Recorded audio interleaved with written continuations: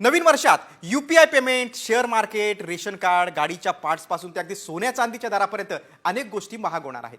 EPFOचा पेन्शनरचा जो नवा नियम आहे तो देखील नवीन वर्षापासून लागू होणार आहे. पाहूयात आपण काय काय बदल होणार आहेत ग्राफिकच्या माध्यमातून. 9 बदल आहेत एकूण.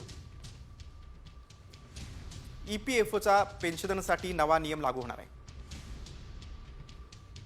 पेन्शनची रक्कम आता देशातल्या कोणत्याही बँक खात्यातून काढणं शक्य होणार आहे. पेन्शनची रक्कम काढण्यासाठी आता अतिरिक्त व्हेरिफिकेशनची गरज लागणार नाही.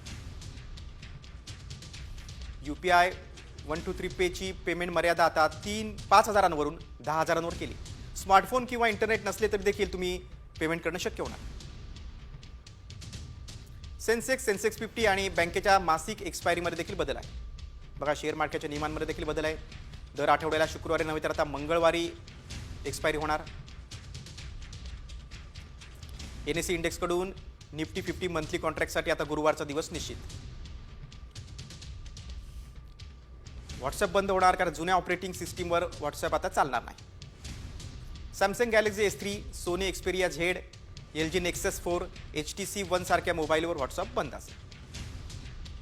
शेतकऱ्यांना देखील विना गॅरंटी 2 लाखांपर्यंत कर्ज मिळणार आहे. बघा, शेतकऱ्यांसाठी मोठी बातमी आहे. मोठा बदल आहे हा. रेशन कार्डच्या नियमात देखील बदल आहे. EKYC पद्धतीने आता शिधापत्रिका धारकांची ओळख पटवणार आहे. काही लाख बनावट शिधापत्रिका आता रद्द होण्याची शक्यता आहे. सोन्याचे दर देखील नवीन वर्षात 85,000पर्यंत जाण्याची शक्यता आहे. बघा, सोनं महाग होण्याची शक्यता आहे. गाड्या आणि पार्ट्स देखील महागणार आहेत. BMW, मर्सिडीज बेन्झ, ऑडी आणि महिंद्राच्या गाड्या महागणार. हुंदाई, मारुती सुझुकीच्या गाड्यांमध्ये देखील 25,000पर्यंत वाढ होणार आहे.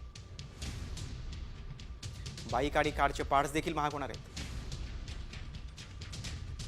हँडबॅग आणि 10 लाखांपेक्षा जास्त किमतीच्या घड्याळांवर देखील 1% TCS टॅक्स लागणार आहे.